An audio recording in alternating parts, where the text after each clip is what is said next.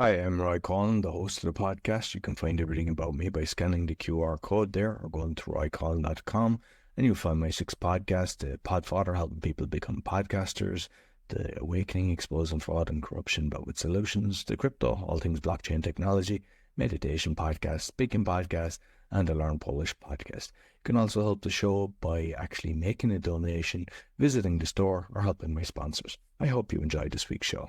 Welcome to the Speaking Podcast. You can find all our episodes on speakingpodcast.com. My guest from Texas, USA, is serial entrepreneur, and he's the founder of FinElevate. Please welcome Colin Sanburg.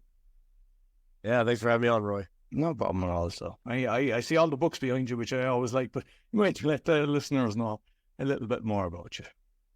Yeah, so thanks for the opportunity. And yes, I'm very passionate about my books. I see you are as well. But so I've owned 4 different businesses, been in entrepreneurship my entire career. I started when I was 21 years old. Actually decided I wanted to be an entrepreneur, and then went to a family-owned business. Just found the person closest to me who was in business and said, hey, I'm going to go there for a year, see behind the scenes how this whole thing works in small business, and then I'll go out and do my own thing. And 22 years later, I still own that business. And I think kind of the classic story there of once I was in it, I was in it. But that gave me a love. So the business was a turnaround. It was in really bad shape. That was part of how I ended up getting kind of stuck there and eventually owning the company. But I developed a passion for turning around and working through all the financial problems that business had. And so I just became a very financially focused entrepreneur. And so over many years, as I was able to finally get that business turned around and get it back above water and able to set aside some money to invest, I invested in a couple of other companies, always with that same focus on, I'm going to be the financial seat of the company, and I hired other managers or CEOs to run the companies. And now I'm really excited about, just in the past year, I've started my own, we're profitability consultants. So we're similar to a fractional CFO, except we're not bringing people a, strategic plan on their money and their finances of their business. We're really helping them dive in and do the things that it takes to actually make more profit within the business. And a lot of times that's not a fun thing for the entrepreneur to do, which is why we help do it for them. Yeah, excellent. So when you were 21, what was that business and what kind of lessons did you learn? Because, you spent most of your career there. Yeah, so that's it's an airport conveyor company. So we make the baggage claim, like what people claim their luggage off of at the airport when you fly. We make those systems. And originally it kind of did a little bit of everything. We got it very highly focused on the parts business, meaning, existing conveyors, we were selling the parts to help fix them. And so, yeah, that was where I spent the first, 10 to 15 years of my career, was very heavily focused on that. And I would say, I learned a lot of the financial things, but it also taught me, I'm not an engineer. I didn't want to do sales. So I wasn't a product guy. I wasn't a sales guy. I kind of always ran business, like I said, from the financial seat. But it taught me to view business. So it's a manufacturing company, and it kind of taught me to think of business in a very systematic, like the normal flow of business, starting with the sales, through the operations, and then ending up with the finance piece. And it all has to sync together, or else none of it really works. So you went away and done an MBA, I believe, yeah? Yes. So what age were you doing that? Because I see a lot of people, they kind of do their studies and then they go to work. But I think if you're in work and you do studies, you're actually going to really pay attention, as opposed to this is part of what I have to do in life. Yeah, no, you're absolutely right. So I think if I had gone when I was, say 22 and didn't have that experience and went and got, started my MBA program on kind of a normal fast track, I would have not learned half as much as I did. I was 26. It was from the time I was 26 to 28 that I was doing the MBA. I'd already been in my company for 5 years. I actually, within 1 month, I started that MBA program. I took over as CEO of my first company, and I met my wife, all within 30 days. So it was a very fast whirlwind of time for me. But to your point, every time I went to school, anything that I learned, I immediately was applying in my business. Because in a small business, there's nobody to stop you from doing it right away, right? So that was a really impactful part of the education, was took what I learned from work and questioned it at school, and I took what I learned at school and implemented it back at work. Like for those that are business owners, is it something that you would encourage them to do? And what exactly did it entail in the course? Yeah, so the program that I went through was an executive MBA, so it was 1 Friday and 2 Saturdays a month. For about 2 years, 2 school years. And then it also included an overseas trip, went to Prague and Paris. And so it was, for me, I would say it was 50-50. It was part what I wanted to learn and get out of it. And it was part I wanted that experience for myself. And I think us small business owners, we sacrifice so much for the business. Everything is about the business, especially if the business is struggling, which mine was struggling a lot back then. And so doing this program was kind of my dream and my goal. And so, I really did it for me. Now, I will say the learning side, what I tell people is, I was doing small business finance at that time, and I was really passionate about it. But there was something about the big companies, they had figured some things out that we didn't know. And so I was really passionate about figuring out, like, what are the big companies and the medium-sized companies, what have they figured out that us small guys haven't? And if I can learn it, I can figure out how to distill it down and apply it back in my small business. So you mentioned Prague and Paris. Why did they bring you there? What was that about? Yeah, so I think just a piss up or something like. Well, the people running the program, they like wine, so that was part of it. No, so it was supposed to be to learn about international business. That's one of the challenges for us in the States is, we got this giant continent-sized country. And so you just get this very insulated understanding of business and experience with business. And so, you're not dealing with what happens like in Europe, where international commerce is just kind of the norm. So they were taking us overseas just to basically learn about, how some of these different countries operated and learn about business over there and drink wine. And cheese, I presume. So. Oh, absolutely. Yeah. The food, the wine, it was amazing. So when you kind of get involved with a company then and you're watching the financials, like, have you had situations where, like existing employees are kind of, because when you come into a company, you can kind of see the weak points. And sometimes it's the employees. They might have been great at the start to get to a certain level and they'll never grow about that. Like, what kind of issues have you seen other than financials in a company that you've kind of come into? Yeah. So to that point, I think, I'll start one earlier for you, is we see a lot of times that the owner of the business has not learned and evolved the financial side of the business. When you're starting a business the first time, it's easy to just live out of your checking account and say, like, we either have money or we don't. That means things are either okay or they're not. And so you see business owners sometimes, they don't evolve beyond that. And let's say they scale their business. Now they're doing $1 million, $2 million in revenue. That old method doesn't really work. You start to see it fall apart. And a lot of times the owners are too nervous to admit that they don't really know how to do it better. And then, of course, their team is going to be a reflection of that as well, right? They're probably not going to be hiring sophisticated people. So I definitely see a challenge with employees not being, sophisticated, not really understanding the financial side of business. But if the owner doesn't, and they're not working on it, then we have a real challenge, because we've got to address that before anybody in the organization can grow.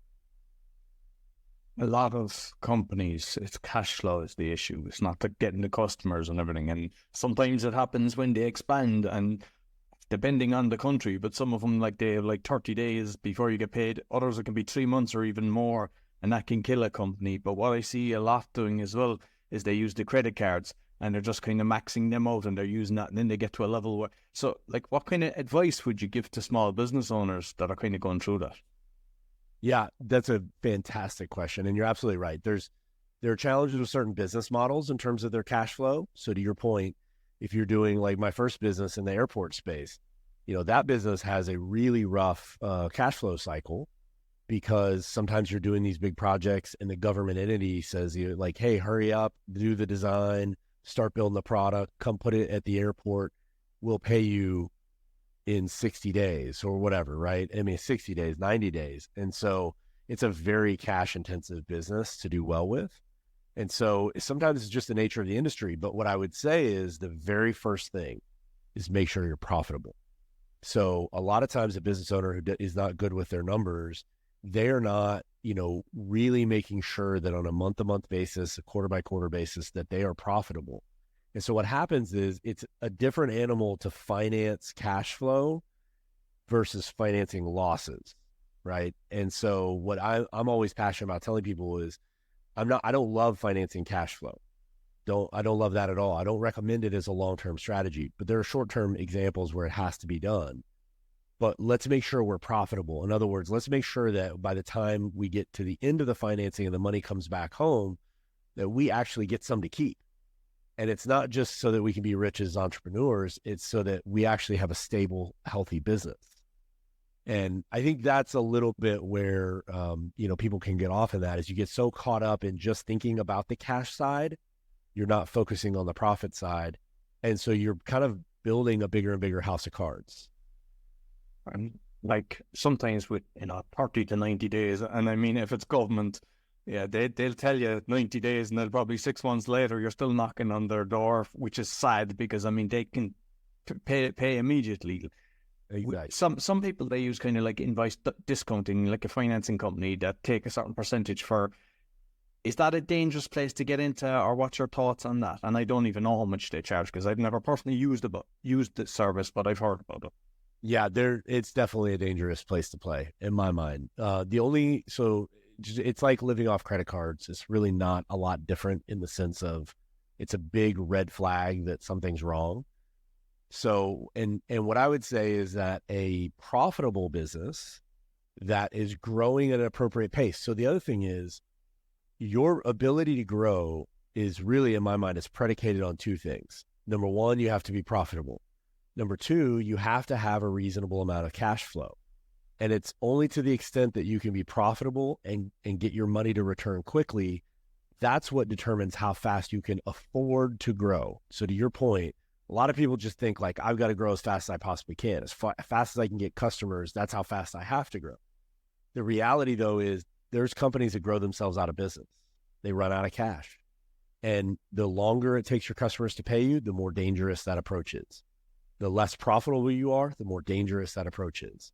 So to your point, if we get into a scenario where we're have to doing like factoring is what it's called a lot of times, which is I'm selling my receivable. The minute I do the job, I'm selling it to a company, it takes a big chunk of it.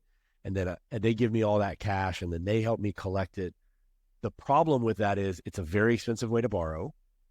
And the only reason why a bank wouldn't be a better option is if you don't have profit or you have poor cash flow, right? So it's like if you have those red flags, you fall into the arms of the worst option out there, which is credit cards or factoring.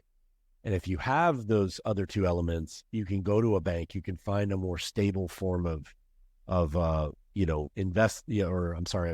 supplementing your cash flow that's actually sustainable, that you can actually continue to use and not get harmed by it.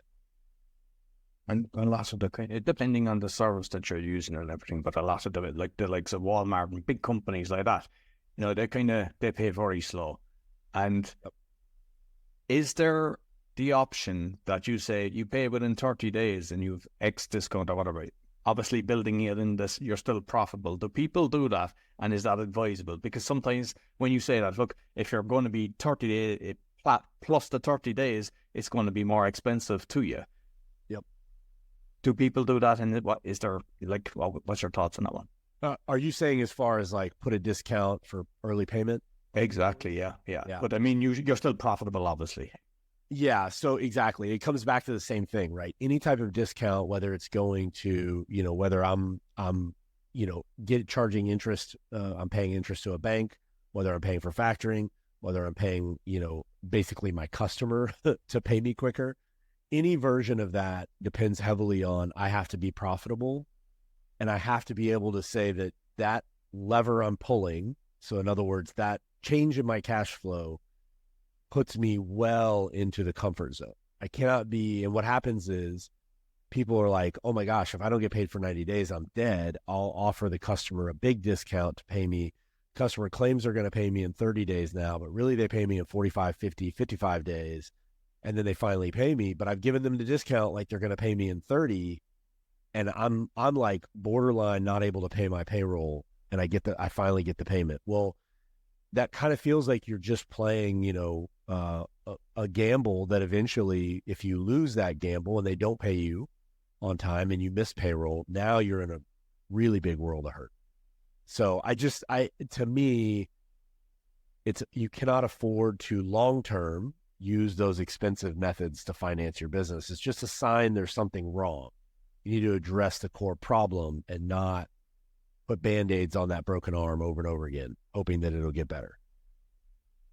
I know you talk about kind of like mentorship, being in a mentor group and kind of even, I suppose, being connected with entrepreneurs as well. So you might touch on that for the small business owners. Yeah, no, that's great. So to me, I'm a big fan of mastermind groups. So for anybody who's not familiar, most people nowadays are. I started doing it, 20 years ago, and I'd never heard of the concept. Now I was, a kid and didn't know much about anything. But, the concept is get yourself surrounded by people who have similar goals to you. Some of them are going to be ahead of you in the journey. Some of them are going to be behind you in the journey. That's okay. Both of those are important.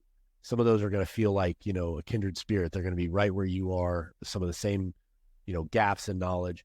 Get yourself around, and it could be as few as 2 or 3 people, or as many as you can possibly find. But the more you spend your time around people who are in these similar challenges, number one, you're going to find people who have a shortcut, that you haven't figured out yet. That's invaluable for somebody to say, oh my gosh, I've been right there. Here's how we deal with that. Here's what I did. Here's what worked. Here's what didn't work. Here's what I tried. Here's, I revised it 3 times and the 3rd version worked. Why don't you start there and see how it goes? And so that's incredibly valuable in your journey. And especially feeling, sometimes as an entrepreneur, you can feel like it's you against the world. You can feel very lonely. So feel like you have people who are around you, who are not trying to get their hand in your pocket to take your money. They really just want good things for you. I mean, that is one of the best things in the world. And I tell people that all the time. I don't care whether you are in high school and you're trying to, get to the college you want to go to. Surround yourself with other people who are on that same journey. Surround yourself with other people that who are trying to get to their dream college, and what are they going to do to get there? And so it doesn't matter what your goals are, surround yourself with those like minds, and it just boosts you up. You feel like you have to be accountable to them, and you have to be the example for them. And that immediately boosts up the way you behave. And like in a mentor group, like once you're not competing in the same kind of area, like it could be is it better to have people in the same sector or totally different sectors? Yeah, I think it's highly dependent on the type of sector. I would say that, and I also would say that it's not a one and done is not how I approach mastermind groups or mentor groups. In other words, I have one I'm going to go to on Thursday of this week. I have another one that I'll do Friday of this week, and they're wildly different. They have different goals. They have different styles. I kind of have a different connection with the people who are in them. So I don't think you have one and then you're done. So there may be an industry group where there's certain things appropriate in an industry related group, and you may be able to share, like, for example, if you've got a local business and someone in a town 1,000 miles away from you has the same experience because they're in a local business, that's fantastic for you to connect on. But sometimes there's challenges within the industry that, you can address by having a group that has nobody in the same industries. So I would just say there's not one answer, but, have 2 or 3 of them. That's worked really, really well for me. You have like a kind of structure of how you do it, because I've been involved in a few of them. And what I find is sometimes they get to the stage where you become friends and then it becomes like a chit chat. You're kind of still having a bit of business, but it's lost what it was originally. Have you experienced that? And what's the best way to kind of make that not happen? Yeah, so I think that's a great question. So I would also say that every group I've been in kind of takes on a bit of a life of its own. It takes on a little bit of its own format. And some of them, if you don't have a heavy structure, just like any organization, any group, whether it's your company, whether it's your family, if you don't have a strong structure, it'll just kind of morph into whatever it is. And so if you don't want that, then implement a structure. And so the one I'm going to go to on Thursday, I started it 15 years ago. It has a really simple but standard format that we follow, which is, we start out with basically lunch. We kind of meet for an early lunch. We have the chit chat, hour or so of lunch. Everybody's eating. We're catching up, what's going on in the world. Then we switch into updates for each company. And so this is a group that's 10 or less people. You can't do this with 25 people, but we go to a quick update for everyone's business. That way, every month we know what's happening. We know anything big, anything, that's really eating at the owner of the business. And then after we're done with that update, which takes another about hour and a half, we then focus on one of our members' businesses for the rest of the afternoon. And so that's 2.5 hours of a presentation, question and answer, and then advice. And so at least once a year, you're getting that in-depth mastermind focus, but every month you're keeping up with what's happening with everyone. And so we found that format, it takes about a half a day, but I look forward to it every month. There's a tremendous amount. I mean, I've gone home and literally had champagne in celebration of one of my other members' victory in his business. He finally sold his business, and I went home and told my wife, I said, hey, it's a little bit weird, but we're drinking champagne tonight. Actually, his name's Roy. So we're drinking champagne for Roy, believe it or not you, but maybe next time. No, that's fine. I love that structure. And the fact that you do it monthly, because I think sometimes people, like I remember some people would be in our groups and they say, oh, I've got another one. And they kind of overdo it as well. Like what you're saying, once a month. I think that's brilliant because you're doing it properly. It's not just an hour kind of chat and you're trying to rush it in and just there's somebody that's got a pain point and they're doing it. But you're and then once a year you're covered. And obviously if someone's doing a presentation, you're taking notes as well. So even though you're there to help the person, you're going, oh, I never even thought of that. Oh, it's amazing. That's one of the things you'll find if you're new to that process, is that you'll be listening to somebody's problem and it'll immediately trigger you on what you've been missing. It's like this obvious answer to a challenge that you had in the back of your mind. That'll happen. Sometimes a really weird one to me, and you'll also hear advice, from another guy in the group to another person. You'll hear their advice and go, I need that advice. The really weird one is sometimes you'll literally be talking, giving advice to someone and realize I need to listen to this advice. I'm giving advice as I'm speaking. I realize, wait a minute, I need to hear this too. And so, yeah, it's a really, it's a really powerful experience. And the other thing I'll say is when you're getting the advice, I always say the advice comes in thirds. 1/3 of it, you're going to immediately agree with. 1/3 of it, you're going to be like, nope, that's not right. They're missing a big point. That's off base, but I appreciate them offering it, but I don't agree with it. And 1/3, you're just going to scratch your head and go I don't know if that's garbage or brilliant, but I'm going to think about it. And so that's really what the process is intended. It kind of helps you solidify your beliefs. It helps you, challenge your beliefs, and it helps you get you thinking in ways you didn't think of before. And with a business owner, exit strategies, because I think you should kind of think of this when you form the company. You either decide this is a mission to help mankind and it's going to be long term and I want to pass it on, or I want to get out of this in 7 years and make as much a return as possible. But what kind of advice would you give to people that are kind of looking at exit strategies?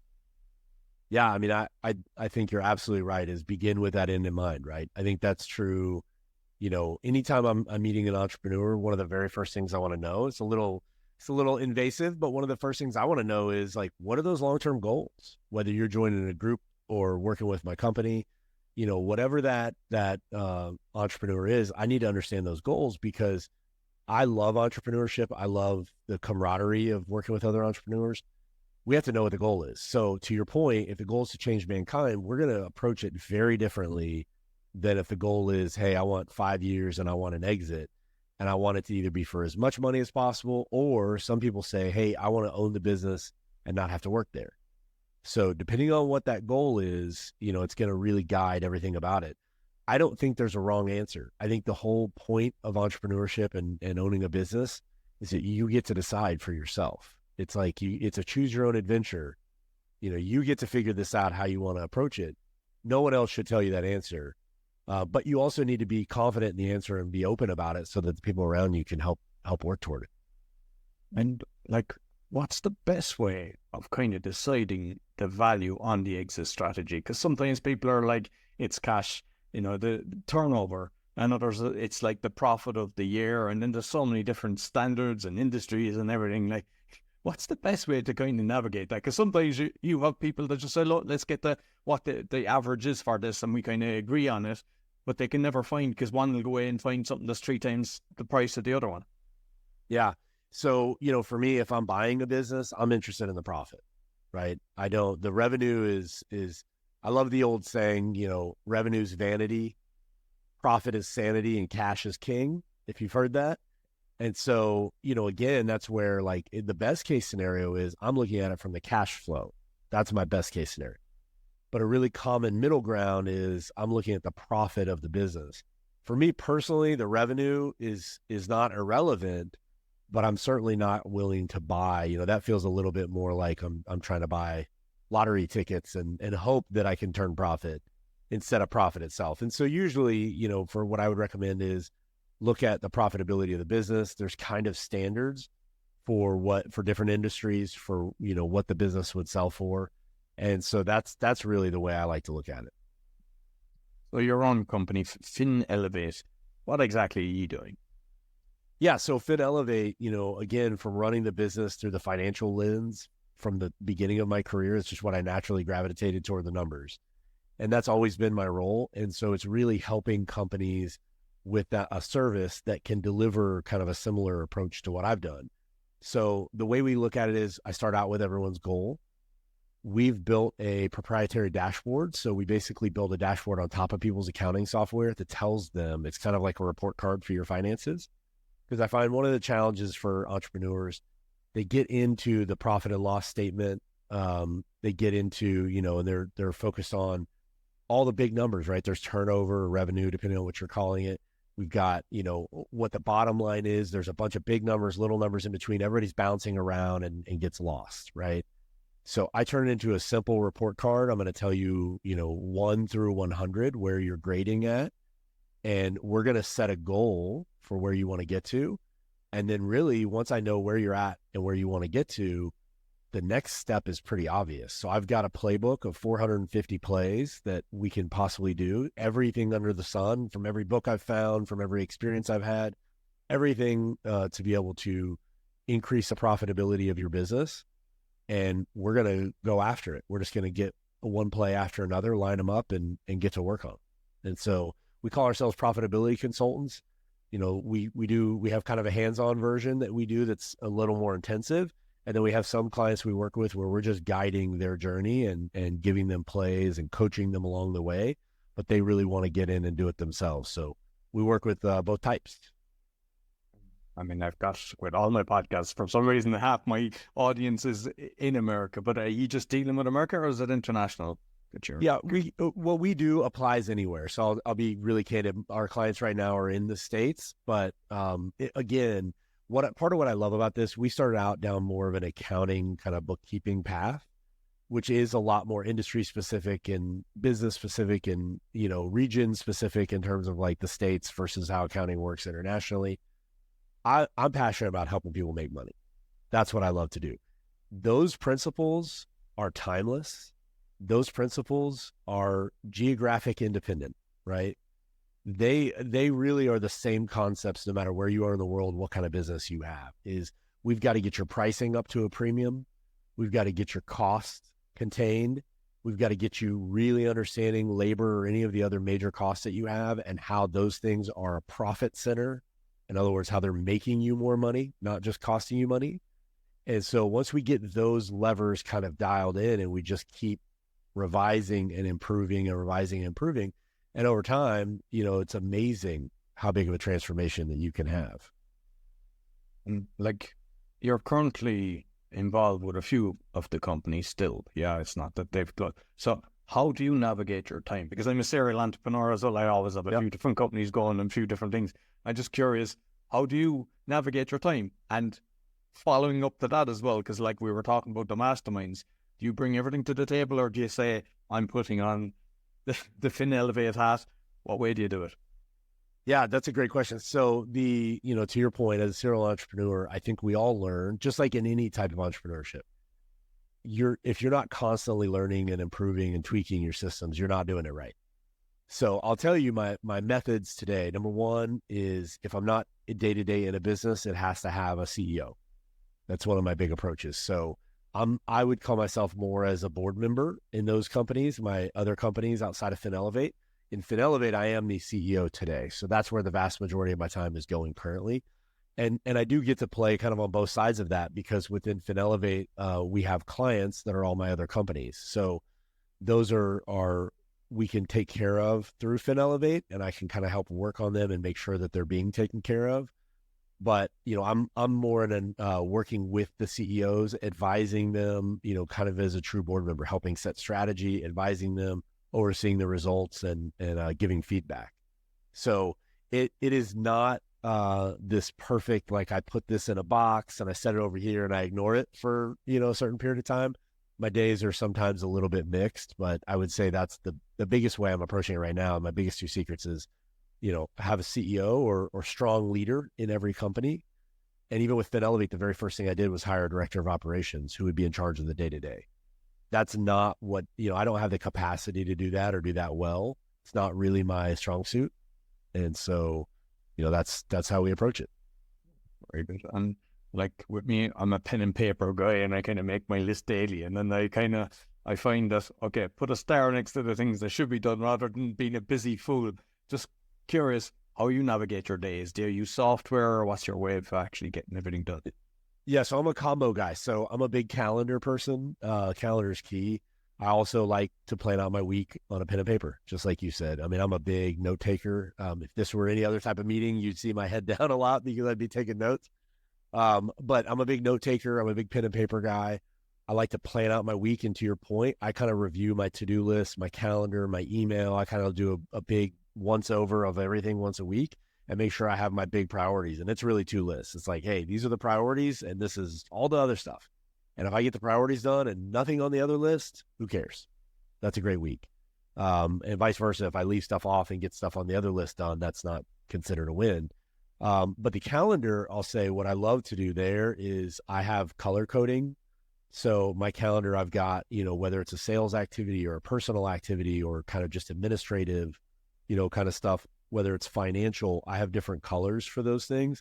It helps me to, at a glance, I look at my calendar in a weekly view at all times, and it helps me just look at it and say, how am I allocating my time? I think of time, and I think all the successful types do. You look at time as kind of it's almost like asset allocation, like you would an investment, as we're investing that time. So I want to see what it's going to. Is it going to sales and marketing? Is it going to, and what I don't want to see is too much of this like administrative, which is my red color. I don't want to see red, right? Red's bad. I do the same. Actually, I put colors in my calendar. Yeah, it's like you just look through it, and I think it's life changing. And then I'll take it one step further. So there's a great book called "Buy Back Your Time" by Dan Martell. And so anybody who hasn't read that, if you're an entrepreneur, I'd highly recommend it. One of the things Dan Martell talked about was putting a $1, $2, $3, or $4 sign on every type of activity. And so think of it like if you're looking at a menu of a restaurant, is it $1, $2, $3, or $4 sign in terms of the price, right? This is in terms of the value of your time. And so what I did was I assigned colors, have a $1, $2, $3, or $4 sign to each of those colors. And so I know, am I in a $3 sign or a $4 sign, just looking at the colors? That's been tremendously helpful to me. I'm doing things like, staying fit, trying to work on my health. That's a $4 sign activity. It never feels like a $4 sign that day. But if I zoom out and I look over a 10-year period and I say, man, I worked out at least 3 times every single week for 10 years, that's a $4 sign, because I'm trying to, focus on being not just live long, but live long in a healthy life, right? So looking at it that way kind of changes your perspective a little bit on how you allocate that time. I think that's a very important point that you just said, because I make sure I'm the same. I try to at least 3 times a week. And like, there's a few things to that. One, you're getting rid of the toxins. You're more productive.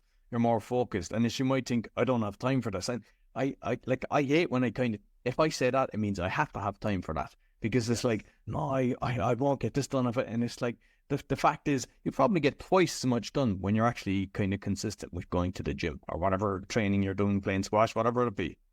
Yeah, no, I agree 100%. And like you said, I think I love it. I mean, I subscribe 100% to what you just said.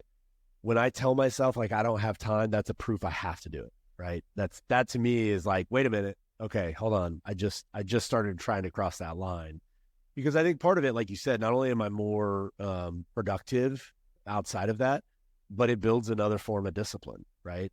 And discipline in one area, applied one area, you can call upon somewhere else where maybe you haven't developed it yet. And so, yeah, if I'm working out better, I'm eating better. It just works that way, right? I'm more able to go to bed on time, get up on time, be productive throughout my day. I've got more of a sense of urgency. Absolutely. And just finally, because you mentioned one of the books, but I love seeing a lot of books. I mean, you're an avid reader. Is there any other ones that you would encourage the small business owner that they should read?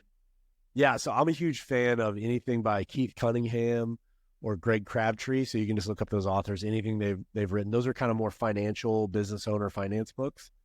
But I'll tell you, one that I'm really passionate about is The Hard Thing About Hard Things.